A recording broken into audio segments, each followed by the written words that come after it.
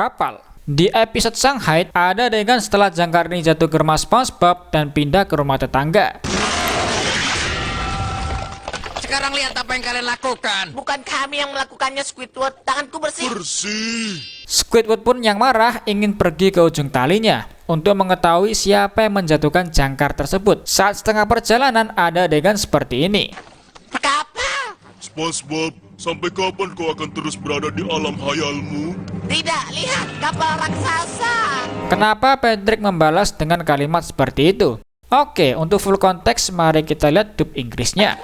Ship! SpongeBob, how long you gonna stay in your little fantasy world? No, look! A giant ship!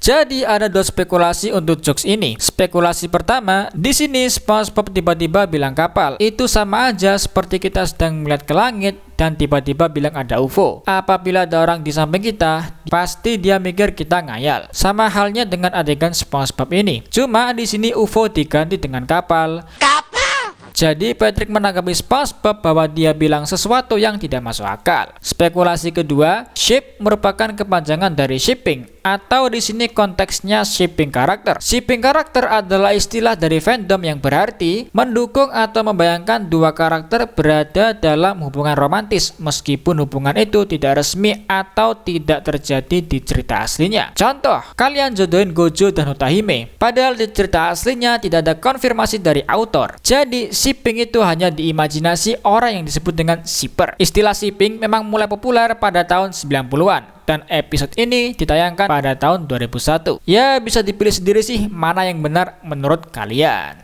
Metronom. Di episode Profesor Squidward, ada adegan SpongeBob dan Patrick menghadiri kelas musik Squidward. Maksudku Squilliam. Aku Squilliam Fancy Son. Squilliam pun menunjukkan alat bantu dalam pembuatan musik. Dan adegannya seperti ini. Metronom. Hei, ibuku punya satu yang seperti itu. Bukan SpongeBob, itu Garden Gnome. Sekalian, mari kita lihat dub Inggrisnya. Metronome. Hey, my mom has one of those in her garden. Oh no, SpongeBob, that was a garden gnome.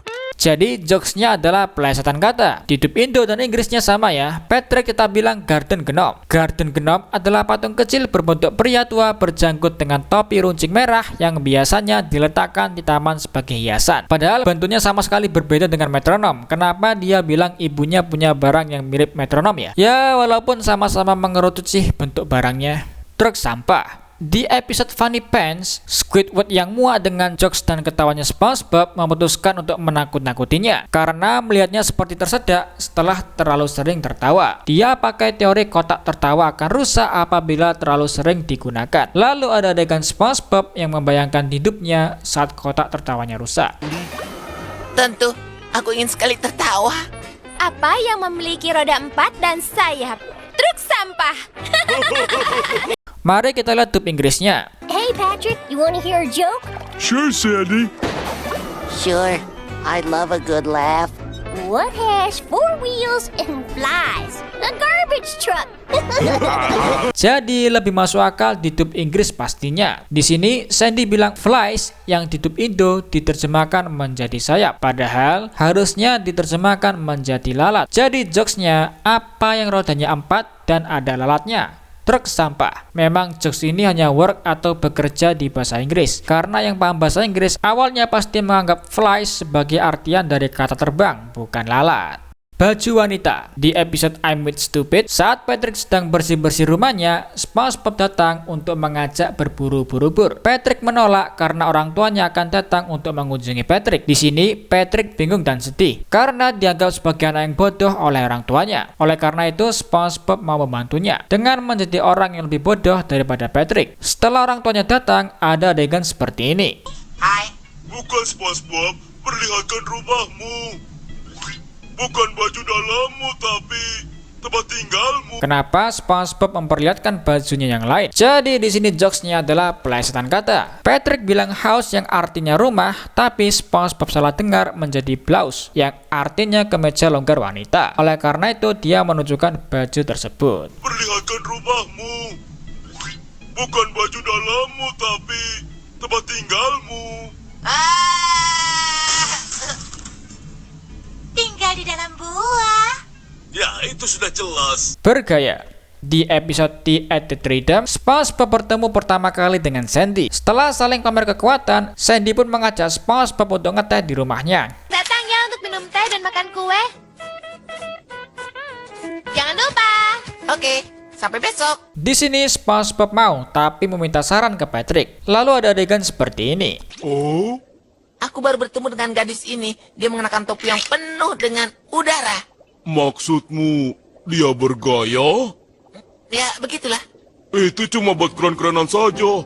Kalau kamu mau keren, Kenapa Patrick bilang bergaya di sini? Jadi jokesnya lagi adalah plesetan kata. Di dub Inggrisnya, SpongeBob bilang head full of air. Seperti di dubnya, diartikan sebagai topi yang penuh dengan udara. Dia mengenakan topi yang penuh dengan udara. Atau mengarah ke helmnya Sandy. Tapi Patrick yang salah dengar mengira SpongeBob bilang puts on air, yang merupakan idiom dalam bahasa Inggris dan frasa sehari-hari yang dimaksudkan untuk menggambarkan seseorang yang bertindak superior atau seseorang yang berperilaku seolah-olah mereka lebih penting daripada orang lain. Ya, bisa diartikan bergaya sesuai dengan dub Indonya. Ini, dia mengenakan topi yang penuh dengan udara.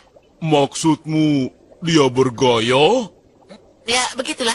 Iklan jam 3. Di episode Asin on TV, Tuan Crab yang ingin mengiklankan restorannya menyuruh Squidward untuk membuat video promosinya. Tapi, karena dirasa terlalu mahal, akhirnya semua kru dipecat. Dan kru yang membuat iklan hanya dari Krusty Krab saja. Akhirnya dibuat dengan budget seadanya juga. Lalu ada adegan SpongeBob menonton TV untuk menunggu iklan tayang karena dirinya diminta oleh Tuan Crab untuk masuk ke iklan sebelumnya. 3:28 malam. Lihat Gary disiarkan. Jen, aku punya masalah yang pelik. Apa masalahmu, Amy? Aku punya uang, tapi tidak tahu mau kuapakan. Tuan Krabs. Benar, Amy. Aku mendengar masalahmu dan aku kesini untuk membantumu. Krabby Patty yang terkenal di dunia. Apa itu Krabby Patty? Ialah makanan yang mengundang air liur dan mengundang selera di 7 lautan. Nah, itu aku Gary, itu aku. Kita lagi pelanggan yang puas. Jadi kenapa kau tidak datang ke sini dan mendapatkan sendiri sebuah Krabby Patty hari ini? Di Krusty Krab, ayo habiskan uang Anda di sini. Itu adalah 60 detik yang terhebat dalam hidupku. Baiklah, saatnya tidur. Di awal, Tuan Crab bilang iklannya akan ditayangkan di jam utama. Akan ditayangkan pada jam utama.